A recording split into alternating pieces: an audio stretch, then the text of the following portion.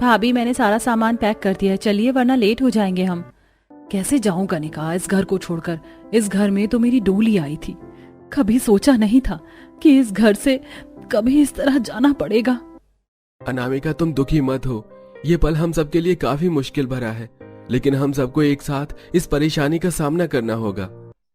सभी लोग अपना अपना सामान उठाते हैं और रिक्शा पकड़कर सीधा रेलवे स्टेशन आ जाते हैं। कुछ ही देर में मदनपुर गांव जाने वाली ट्रेन रेलवे स्टेशन पर आती है और अब सब ट्रेन का सफर तय करते हुए मदनपुर गांव पहुंच जाते हैं। गांव में आते ही पूरे परिवार की हालत गर्मी से खराब होने लगती है। हे भगवान, भाभी इस गांव में कितनी ज्यादा गर्मी है। मेरा तो शरीर गर्मी से जलने लग गया।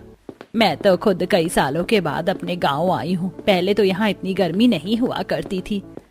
हम लोग शहर में एसी में रहते थे, इसीलिए हमें कभी इतनी गर्मी नहीं लगी, और अब गांव आए हैं तो हमें इतनी गर्मी महसूस हो रही है। घर में एक कूलर है, लेकिन इतने साल हो गए हैं, कहीं वो खराब ना हो गया हो। पूरा परिवार कड़ी धूप में कई देर तक पैदल चलकर शोभा के गांव वाले छोटे से घर में जा पहुंचता है। घर आते ही सबसे पहले अनुज घर के कोने में रखे छोटे से पुराने कूलर को चलाने की काफी कोशिश करता है, लेकिन लाख कोशिशों के बाद भी वो कूलर नहीं चलता। इसका मतलब हमें इतनी गर्मी में बिना कूलर पंखे एसी के रहना होगा। भैया मैं तो कभी एसी के बिना नहीं रही, मैं इतनी गर्मी में कैसे रहूंगी। घर के कोने में मुझे कुछ पड़े हुए हाथ के पंखे मिल गए। अब जब तक कूलर पंखे का इंतजाम नहीं हो जाता, इन हाथ पंखों से ही काम चलाना होगा। गर्मी से पूरे परिवार की हालत काफी ज्यादा खराब थी। पसीना मानो उनके शरीर से पानी की तरह बह रहा था। आप सबको मेरी वजह से इस परेशानी में रहना पड़ रहा है ना। मेरी ही गलती की वजह से आज हम सब अपना घर सब कुछ छोड़कर यहाँ इस गर्मी में आकर रह रहे हैं। ऐसा क्यों कह रहे हैं? इसमें आपकी कोई गलती नहीं है। ये सब तो आपका बिजनेस पार्टनर की वजह से हुआ है। आपने बस उस पर विश्वास किया, जिसका उसने फायदा उठाकर कंपनी में घपला कर दिया और सारा इल्जाम आप पर लगा दिया, और आप सब कुछ खो बैठे और हमें इस गांव में आना पड़ा। लेकिन आप परेशान मत हो, सब ठीक होगा। कल मुझे वापस शहर के लिए निकलना होगा। मेरे दोस्त ने काफी अच्छे वकील से मेरी बात करवाई है। अगर सब कुछ ठीक रहा तो हमारे पास सारी चीज वापस आ जाएगी। अनुज अनामिका को थोड़े बहुत खर्च के लिए पैसे देता है और अगले दिन बस पकड़कर सीधा शहर के लिए निकल जाता है। तो वहीं अनामिका अपनी सास और उनके साथ घर में अकेली होती है। एक दो दिन तो जैसे तैसे करके तीनों गर्मी में गुजारा कर रही थी, लेकिन अब जैसे जैसे दिन बीतने लगते हैं, बाहर गर्मी 45 डिग्री को क्रॉस कर चुकी थी। माँ जी, इस गर्मी में तो रहना काफी मुश्किल हो गया है। देखिए ना, 2 घंटे पहले ही मैंने खाना बनाया था, लेकिन गर्मी की वजह से सारा खाना खराब हो गया। गर्मी की वजह से भूख वैसे ही नहीं थी, ऊपर से खाने की इतनी सारी बर्बादी। मैंने कल ही थोड़ी दूर पर एक नदी देखी थी। चलिए ना हम लोग वहां चलते हैं। जिस तरह गांव के लोग नदियों में नहाते हैं, फिर उसी तरह हम भी नदी में नहा लेंगे। कम से कम थोड़ी गर्मी तो दूर होगी। नदी में नहाने से उन्हें राहत तो मिलती है, लेकिन घर आते आते फिर से गर्मी में उनकी वही हालत हो जाती है। जहां हाई ब्लड प्रेशर के चलते शोभा को हमेशा चक्कर आते हैं, तो वहीं कनिका भी बेहोश होने लगती है। अनामिका को कुछ वक्त पहले पता चलता है कि वो प्रेग्नेंट है, जिससे गर्मी में उसकी हालत और खराब हो जाती है। हर रोज की तरह अनामिका नदी किनारे कपड़े धोकर जैसे ही घर आने लगती है, तो उसे हल्के हल्के चक्कर आते हैं, जिससे अनामिका पास के एक बड़े से पेड़ की छांव के नीचे जाकर बैठ जाती है। तभी अनामिका देखती है कि उस पेड़ में काफी बड़ा सा छेद है। अरे ये क्या, इस पेड़ में तो काफी बड़ा होल है। लगता है अंदर काफी जगह भी है। अनामिका जब उस पेड़ के अंदर जाती है तो देखती है कि वो पेड़ का छेद अंदर से काफी ज्यादा बड़ा है, जिसमें अनामिका आराम से बैठ जाती है। ये जगह तो अंदर से काफी ज्यादा बड़ी है और कितनी ज्यादा ठंडक भी है यहाँ तो। मुझे बिल्कुल भी गर्मी नहीं लग रही। उस ठंडक में अनामिका कुछ देर के लिए सो जाती है। शाम होने के बाद अनामिका की आंख खुलती है और वो जल्दी से कपड़े लेकर घर पहुंचती है। अपनी सास और नंद के पूछने पर अनामिका उन्हें सारी बात बताती है। भाभी, क्या सच में ऐसी जगह है? वहाँ काफी ठंडक है, फिर तो वहाँ बिल्कुल गर्मी नहीं लगती होगी ना? हाँ कनिका, वहाँ ज्यादा गर्मी नहीं लगती, इसीलिए तो मेरी आंख लग गई थी और सीधा शाम को खुली। कल आप दोनों को वहाँ लेकर चलूंगी। अनामिका अपनी सास और नंद को भी अगले दिन वहीं ले जाती है, और जब कनिका और शोभा उस पेड़ के अंदर जाती हैं, इसमें आराम से 2-3 लोग बैठ सकते हैं और यहाँ काफी ठंडक भी है। मैं तो कह रही हूँ कि हम लोग उस घर को छोड़कर यहीं रह लेते हैं। बाहर 50 डिग्री में हालत मरने जैसी हो गई थी, लेकिन यहाँ ऐसा नहीं है। मैं भी कुछ ऐसा ही सोच रही थी, लेकिन पहले इस जगह को हमें रहने लायक बनाना होगा। अनामिका अपनी नंद के साथ मिलकर उस पेड़ के अंदर मिट्टी से अच्छे से लिपाई कर देती है और जमीन पर चादर वगैरह भी बिछा देती है, जिससे अब वो लोग आराम से रह पाते हैं। लेकिन बढ़ती गर्मी की वजह से अब कहीं ना कहीं उन्हें उस पेड़ के अंदर भी हल्की हल्की गर्मी लगी थी। भाभी, यहाँ पहले जितनी ठंडक नहीं रही, गर्मी ने इस जगह को भी गर्म कर दिया। काश जिस तरीके से इस पेड़ के अंदर हमने रहने के लिए जगह बना ली, ठीक उसी तरह एक एसी भी बना लेते तो कितना अच्छा होता ना। लेकिन ये तो पॉसिबल ही नहीं है। असली एसी तो नहीं, लेकिन हम जुगाड़ से जरूर एसी बना सकते हैं। तुम्हें तो पता है कि मैंने हार्डवेयर का कोर्स किया है, तो मैंने ऐसी कई तरह की चीज सीखी थी। भाभी, आप सच कह रही हैं? इसका मतलब आप जुगाड़ू तरीके से एसी भी बना सकते हैं? हाँ, क्यों नहीं, थोड़ा टाइम लगेगा, लेकिन ये चीज भी पॉसिबल है। अनामिका अब काफी सोचती है और उसे एसी बनाने का एक जुगाड़ आ जाता है और वो जल्दी से सबसे पहले अपनी नंद के साथ जाकर एक मटका लेती है। ये क्या भाभी, आप एसी बनाने के लिए मटका ले रही हैं? अब क्या मटके से एसी बनाएंगे? हाँ कनिका, कुछ ऐसा ही समझ लो। मटका लेकर अनामिका एक कबाड़ी की दुकान पर जाती है, जहां उसे कुछ लोहे की पत्ती और तार वगैरह भी मिल जाती है। ये सब अनामिका ले ही रही होती है कि तभी उसकी नजर कबाड़ी की दुकान के कोने में पड़े कुछ सोलर पैनल के टुकड़ों पर जाती है, जिसे देख अनामिका काफी हैरान होती है। ये तो सोलर पैनल है, लेकिन ये आपके पास क्या कर रहा है? अरे ये तो गांव में किसी ने मंगाया था, लेकिन उसे उसका इस्तेमाल करना नहीं आया, तो उसने मुझे ये बेच दिया। आपको चाहिए हो तो ले जाओ, मेरे लिए तो ये कबाड़ा ही है, पता नहीं क्या चीज है ये। अनामिका ज्यादा देरी न करते हुए उस कबाड़ी वाले से सोलर पैनल भी काफी सस्ते दामों में ले लेती है और अब सीधा घर जाकर सबसे पहले उस मटके में हवा पास होने के लिए एक बड़ा सा छेद करती है और साथ ही उन लोहे की पत्तियों को आपस में जोड़कर उनसे एक छोटा सा पंखा बनाकर उस मटके की मुंह के ऊपर लगा देती है। भाभी, सच में आप एसी बना पाएंगी ना? ये सब देखकर तो मुझे अब डाउट हो रहा है। कनिका, तुम बस देखती जाओ कि मैं कैसे इस मटके से एसी बनाती हूँ।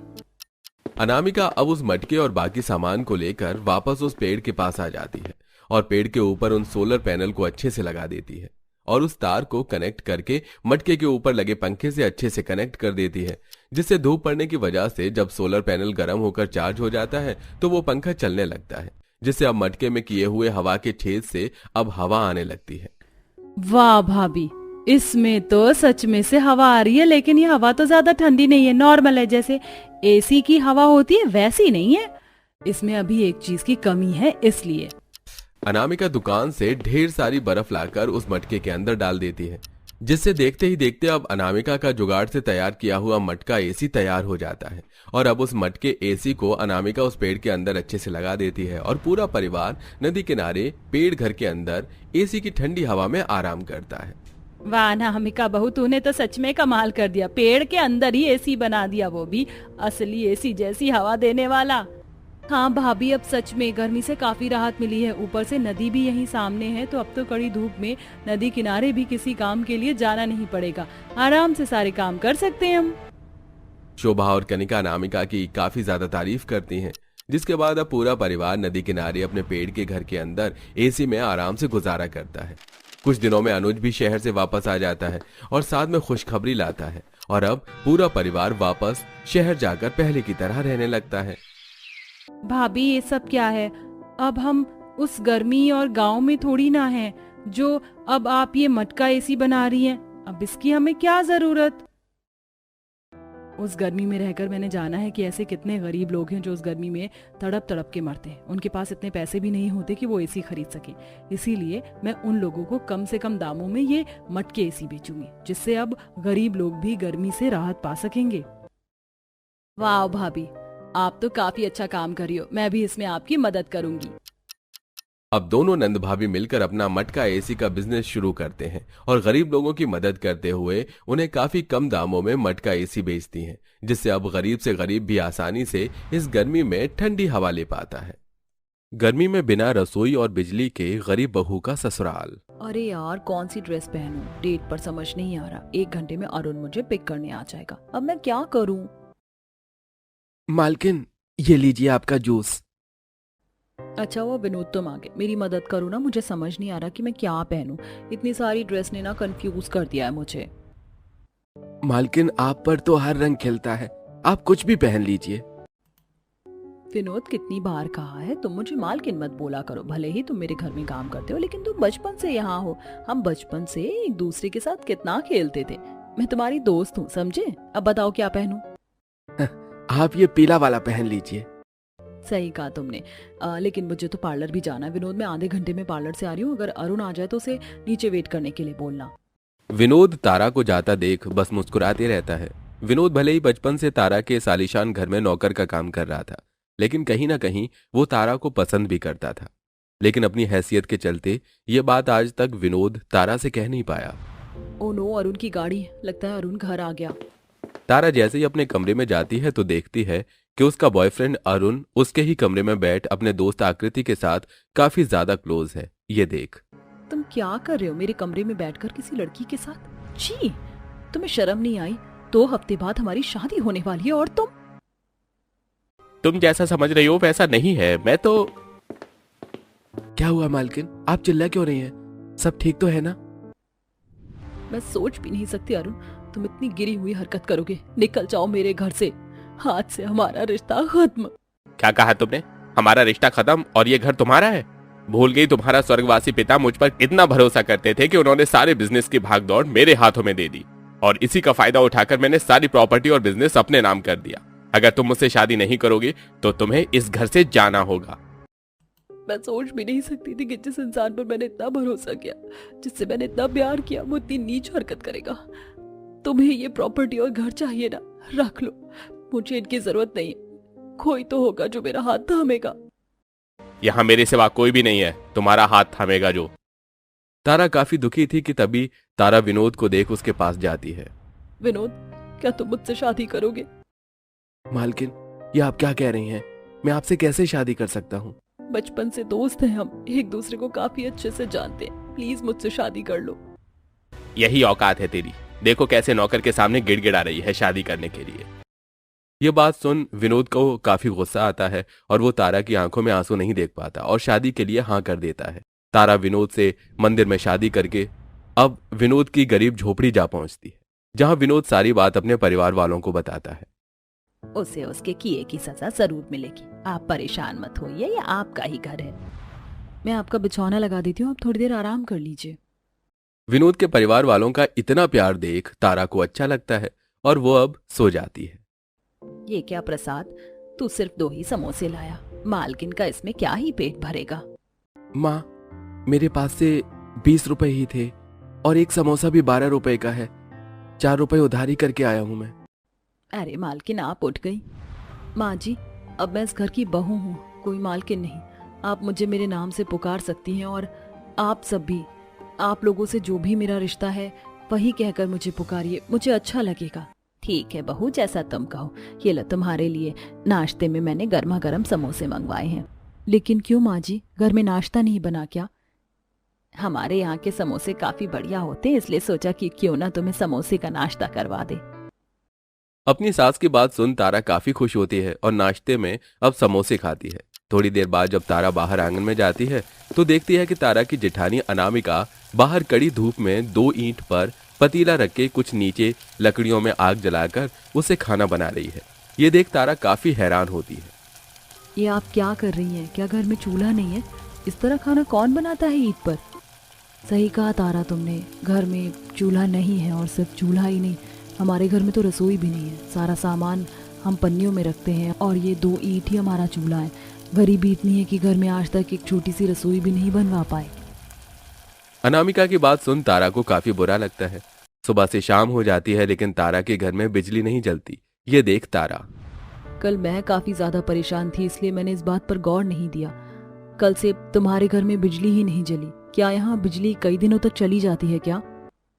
बिजली होगी तो ही जलेगी ना, हमारे घर बिजली नहीं है। ये तुम क्या कह रहे हो? इतनी गर्मी के मौसम में तुम सब फिर बिना बिजली के कैसे गुजारा करते हो? 2 वक्त की रोटी खाने को मिल जाती है, यही बड़ी बात है हमारे लिए। अब तो हमने बिना सहूलियत की चीज के गुजारा करना सीख लिया है। पहले बिन रसोई और अब बिना बिजली का ससुराल देख तारा को काफी अजीब लगता है। कुछ दिनों में तारा भी घर के काम करना शुरू कर देती है। वहीं बिना बिजली के तारा को अपने ससुराल में काफी परेशानी होती है। यहाँ कितनी ज्यादा गर्मी है, ऊपर से ये पसीना भी आना बंद ही नहीं हो रहा है। मैं कैसे इस गर्मी में सर्वाइव करूंगी? ईंट के टुकड़ों पर कोई खाना कैसे बना सकता है? मसाले रखने के लिए डब्बे तक नहीं है, ऊपर से बैठे बैठे मेरी तो कमर ही दुख गई है। कोई बात नहीं भाभी, आपको इन चीज़ों की आदत नहीं है ना, धीरे धीरे आप सीख जाओगे। आप हट जाइए, मैं खाना बना लेती हूँ। बिना बिजली और रसोई के तारा को हर एक मिनट में परेशानी हो रही थी, तो वहीं अपने ससुराल वालों को इतनी परेशानी में भी इस तरह रहता देख तारा को उनके लिए भी काफी बुरा लगता है। बिना बिजली के तारा गर्मी से काफी परेशान होती है। उसे 2 मिनट की सुकून के लिए नींद भी नसीब नहीं होती। बिना रसोई के खाना बनाना भी तारा के लिए काफी मुश्किल भरा था। शाम का वक्त होता है, तारा सब्जी लेकर घर लौट रही थी कि तभी तारा को एक लकड़हारे की दुकान दिखती है जिसमें बड़ी बड़ी लकड़ी की टेबल होती हैं, जिसे देख इन लकड़ी के टेबल को देखकर बढ़िया जुगाड़ आया है मेरे दिमाग में। अब तो मेरे ससुराल में रसोई बनकर ही रहेगी। तारा घर जाती है और अपने पति विनोद से कुछ बड़े बड़े लकड़ियों के टुकड़े मंगवाती है। लेकिन तारा, तुमने इतनी सारी लकड़ियों के टुकड़े मंगवाए क्यों हैं? करना क्या है इनका? अरे तुम बस देखते जाओ, अब जल्दी से हथौड़ी और कील भी ले आओ, हमें काफी काम करना है। तारा उन लकड़ी के टुकड़ों की मदद से अपने साथ लाती है। सबसे पहले एक बड़ी सी टेबल बनाती है, तो वहीं अगले दिन कबाड़ी की दुकान पर जाकर वहां से छोटे छोटे प्लास्टिक के डिब्बे 2 रुपए किलो भाव में ले लेती है। किताब भी तारा की नजर कुछ लोहे के टीन के डिब्बों पर जाती है। भैया, ये टीन के डब्बे कैसे दिए? इनका भी काफी जुगाड़ हो सकता है। तारा घर आकर उस लकड़ी की टेबल को घर के कोने में लगा देती है, तो वहीं छोटे छोटे उन प्लास्टिक के डिब्बे में मसाले भर देती है और साथ ही उन लोहे के टीन को आपस में जोड़कर उसके निचले हिस्से में भी एक टीन लगा देती है और उसमें ढेर सारी लकड़ियां डालकर जला देती है। और देखते ही देखते अब तारा की बिन रसोई वाले ससुराल में भी एक रसोई बन जाती है। अरे वाह तारा, तुमने तो कमाल कर दिया, काफी बढ़िया रसोई बनाई है तुमने। हाँ भाभी, अब हमें बैठकर खाना बनाने की भी कोई जरूरत नहीं है, खड़े खड़े हम आराम से खाना बना सकते हैं। तारा ने जुगाड़ करके रसोई तो बना ली थी, लेकिन अभी तक तारा के ससुराल वालों को गर्मी से छुटकारा नहीं मिला था। तारा पास के ही बाजार में राशन लेने जा रही होती है कि तभी तारा को रास्ते में उसकी सहेली सेजल मिलती है। दोनों सहेलियां मिलकर काफी खुश होती हैं और अब तारा सेजल को अपने ऊपर बीती सारी बात बताती है। तारा तू फिक्र मत कर, सब ठीक होगा। जानती हूँ, वैसे तो आजकल क्या कर रही है? हमने कुछ टाइम पहले ही सोलर पैनल का काम शुरू किया है। क्या सोलर पैनल? सेजल, क्या तुम मुझे 2 सोलर पैनल दे सकती है? जब मेरे पास पैसे आ जाएंगे तो मैं तुझे दे दूंगी। हमारी दोस्ती में पैसे कहाँ से आए? तुझे किसी भी चीज की जरूरत हो तो तू मुझे बता सकती है, मैं कल ही तेरे घर सोलर पैनल भिजवा दूंगी। दिन ही सेजल तारा के ससुराल 2 सोलर पैनल भिजवा देती है। किसी को भी समझ नहीं आता कि ये क्या चीज है, तो वहीं तारा विनोद की मदद से छत पर सोलर पैनल फिक्स करवा देती है और कुछ वायर को घर के अंदर कनेक्ट करवा देती है, जिससे अब जैसे ही सोलर पैनल पर धूप की किरणें पड़ती हैं तो सोलर पैनल चार्ज होने लगता है और उन तारों की मदद से घर में सालों से बंद बिजली और पंखे चलने लगते हैं। ये देख, मुझे लगा नहीं था कि हमारे घर में भी कभी बिजली आ सकती है। तुम तो सही मायने में लक्ष्मी निकली बहू। पहले रसोई और अब ये बिजली। तुम्हारा बहुत बहुत शुक्रिया बहू। शुक्रिया कैसा? मैं अपने परिवार के लिए क्या इतना भी नहीं कर सकती? घर में बिजली आने की खुशी में तारा आज सबके लिए कुछ मीठा बनाती है। सबसे पहले कुछ ब्रेड के टुकड़ों को कढ़ाई में डाल तारा उस पर थोड़ा डाल देती है और साथ ही रंग के लिए हल्की सी हल्दी का इस्तेमाल करती है। और जब सब तारा की बनाई हुई ये होममेड मिठाई खाते हैं तो चाची चाची, ये मिठाई तो काफी ज्यादा टेस्टी है, ऐसा लग रहा है कि मैं रसमलाई खा रहा हूँ। आपने ये जो भी बनाया मुझे ये काफी पसंद आया। तारा को अपनी होममेड मिठाई काफी ज्यादा पसंद आती है और सभी को यूं तारीफ करता देख अब तारा इस मिठाई को बेचने का फैसला करती है। तारा की मिठाई बाहर के लोगों को भी काफी अच्छी लगती है, जिससे तारा कुछ पैसे कमाना शुरू कर देती है और जल्द ही अपनी सहेली सेजल की मदद से तारा अरुण पर मुकदमा कर देती है। एक अच्छे लॉयर की मदद से कानून के सामने और अरुण की सच्चाई आ जाती है कि किस तरह उसने नकली पेपर बनवा कर तारा की सारी प्रॉपर्टी को हड़पा, जिसके चलते अब अरुण को जेल तो होती ही है, तो वहीं तारा को उसकी सारी प्रॉपर्टी भी वापस मिल जाती है। मैंने कहा था ना कि तुम एक दिन बहुत पछताओगे, और आज वही दिन है। अपना सब कुछ वापस पाकर तारा काफी ज्यादा खुश थी, जिसके बाद अब तारा अपने ससुराल वालों के साथ अपने घर आ जाती है और अब वो सभी एक साथ हंसी खुशी रहते हैं।